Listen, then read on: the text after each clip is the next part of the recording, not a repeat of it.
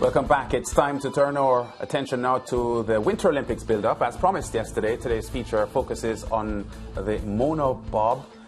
We also hear from Jamaica's 2022 monobob representative, Jazmine Fenlator-Victorian.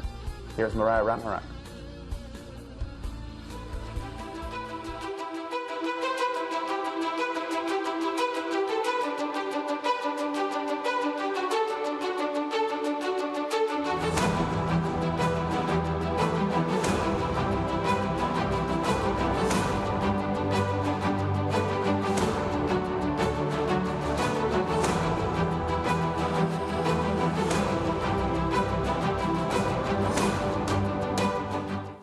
In today's feature, we highlight monobob, set to make its Olympic debut this year, 6 years after it first appeared at Youth Olympic Games in Lillehammer, Norway. A single-person bobsleigh is called the monobob. After the 2018 Winter Olympics, the International Olympic Committee and the IBSF agreed to add women's monobob as an Olympic sport for the 2022 Winter Games, so that there would be an equal number of women's and men's events in bobsleigh.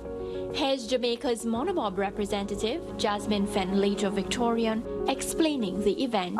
It's an interesting event where it's one person. So you push, you jump in, you also drive, and the sled almost weighs as much as the two-person sled. So it really is a testament to female power, female strength, female speed, and driving it, I would say arguably it's probably the toughest driving obstacle. So those that can navigate it well and make these Olympic Games, in my opinion, I think these 20-something women might be the best drivers in the world, male or female. This is an event where it's anyone's game. The Olympics, I always say, is anyone's game, no matter how many medals or what you've done prior to entering the Olympics. Medals and best performances can happen to any team, but now with a new event where everyone is learning at the same process, the sleds are standardized, so that eliminates a lot of different things for different teams who have money or engineers to come into play. So it will be a very interesting new event, and I look forward to potentially this being something that can change the world of bobsleigh in general, to allow more opportunities for smaller nations like Jamaica, Brazil, Panama, Trinidad and Tobago to flourish moving forward. Jazmine, as she gets ready to compete, says she wants to see the monobob shake up the Winter Olympics. And it is herself rather than himself, as women will be the only monobobbists in Beijing 2022. As we wrap today's feature, a reminder to stay tuned to SportsMax for all your Winter Olympics content and coverage.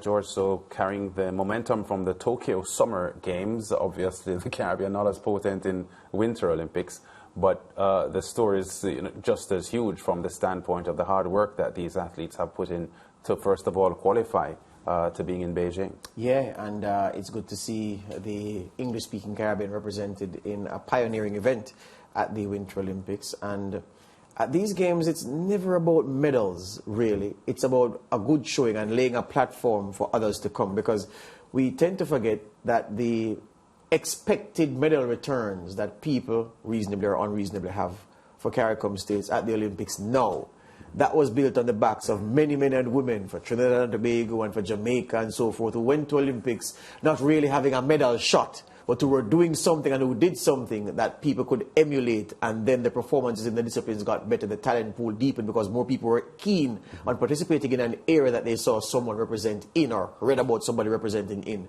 So it is that for the Winter Olympians, that's the kind of role that they are playing right now, that they have to play. Yeah, and if we look, decades down the road, we have to think about the possibility of, Caribbean people projecting themselves to high levels.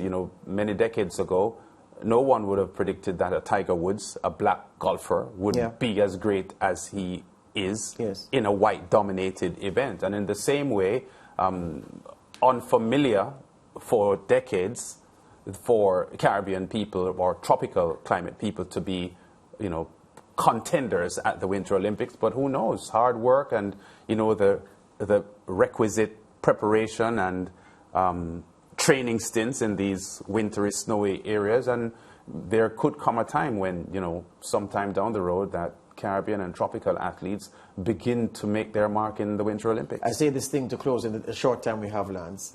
Where we've come from in the Summer Olympics, if you take the Jamaican example, we're talking about the Winter Olympics by giving the Summer Olympics example. Mike Fennell, the long-serving JOA former president, thank you. Mike Fennell, the long-serving former JOA president. There were times when teams coming back from the Summer Olympics for Jamaica came back with one medal. Yeah? Not gold medal, you know, one medal. And there was no clarion call for him to resign because it is clear that the Olympic Association is not doing well enough and so forth, you know. And then they would come back with two medals, a gold and a bronze, and it would be a feel good around the Olympic Association. Let me ask you, we're in 2022. Which Jamaica Olympic Association president could survive a return at the Summer Games of one medal? He would have to get out of Dodge really, really fast and either running or in a Dodge of whatever variety. So the point I'm making is that the success that we're enjoying now, the expectations now, were built on the exploits of athletes who put in serious work but weren't medal-winning standard. It's the same thing for the Winter Olympics, so people should temper their expectations and enjoy these people giving a good account of themselves, because the rewards are going to come down the road. Yeah, that's the truth. We go to break. We have a lot more to come on the SportsMax Zone after this.